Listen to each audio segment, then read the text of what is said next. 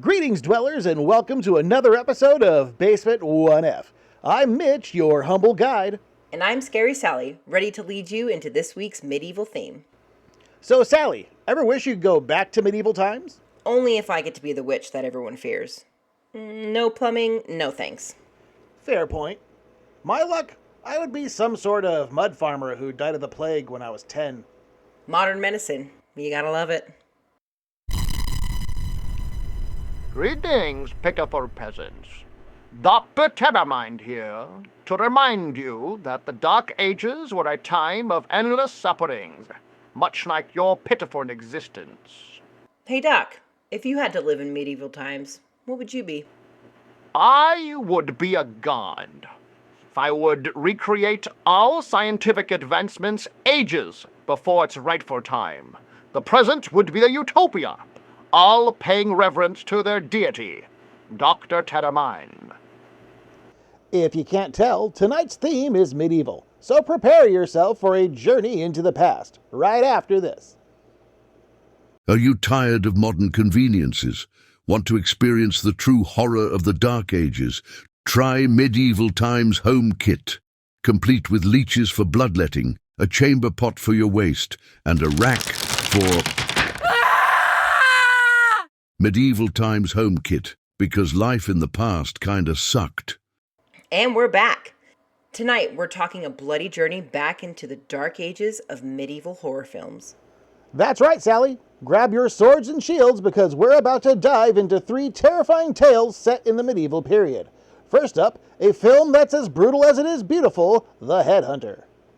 The Headhunter is a 2018 indie gem directed by Downey.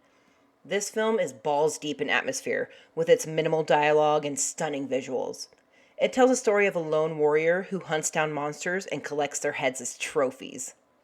The practical effects in this film are top-notch, and the way it builds tension through silence and scenery is downright bone-chilling. But honestly, it spends a little bit too long building up all that tension. I agree. While the gore is great, the pacing drags. So we're giving Headhunters 2 out of 5 spiked heads. Now let's shift from the desolate wilderness to the dark woods of New England for our next film, The Witch. The Witch.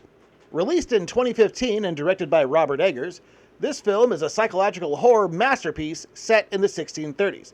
It follows a Puritan family unraveling under the weight of paranoia and religious fanaticism after being banished from their village. The atmosphere is so thick you could cut it with a knife. The use of natural light, authentic dialogue, and haunting score create an oppressive sense of dread.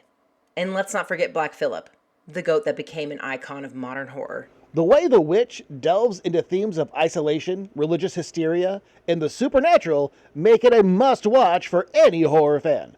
Though I have to admit, it made me feel pretty uneasy at times. And that's exactly the point, Mitch. This film is supposed to make you squirm, you pansy. We're giving The Witch 4 out of 5 goat eyes.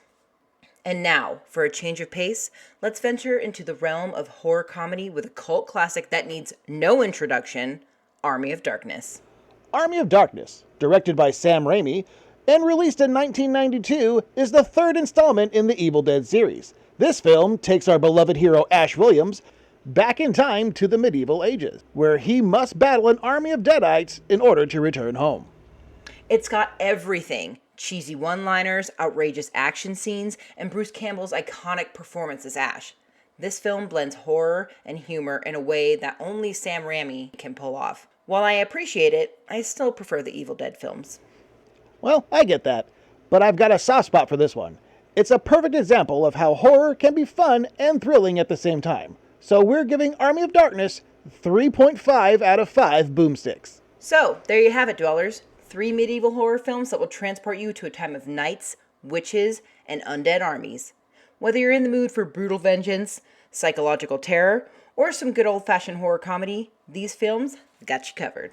Are there any medieval horror films you prefer? Let us know in the comments below. And now Monster Talk with Todd and Shadow. Greetings, dwellers. I'm Shadow, your resident dragon. And I'm Todd, your friendly neighborhood orc. Tonight, we're talking about what it's like being a medieval monster. In the old days, dragons like me were feared and revered. We were the stuff of legends, guarding treasures and terrorizing knights.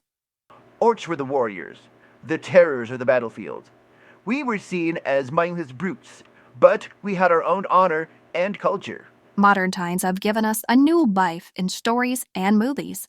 We're no longer just villains, but symbols of power and wisdom. Yeah, orcs have gone from just hired muscle to counters with depth. Take me. I'd even graduated with a degree in communications. Impressive. What's your favorite depiction of orcs? For me, it's The Lord of the Rings. Peter Jackson made us look badass. For dragons, I'd say Game of Thrones. They captured our majesty, give our true power. Whether ancient legends or modern tales, being a medieval monster has its perks. Like not having to shower. You do, though. You know that, right? In a time of knights and quests, one snack reigns supreme. Pot nuts, crunchy, savory, legendary. Fit for a king, loved by all. Pot nuts, a snack of legends. Well, dwellers, that wraps up another episode of Basement 1F. We hope you enjoyed our medieval theme tonight and hope you come back again. Don't forget to like, comment, and subscribe for more creepy content. Hit that notification bell so you never miss an episode. And remember, your suffering brings me joy. So keep watching and spreading my darkness like so much chocolate syrup on bread. That's a thing, right? See you next time. Bye!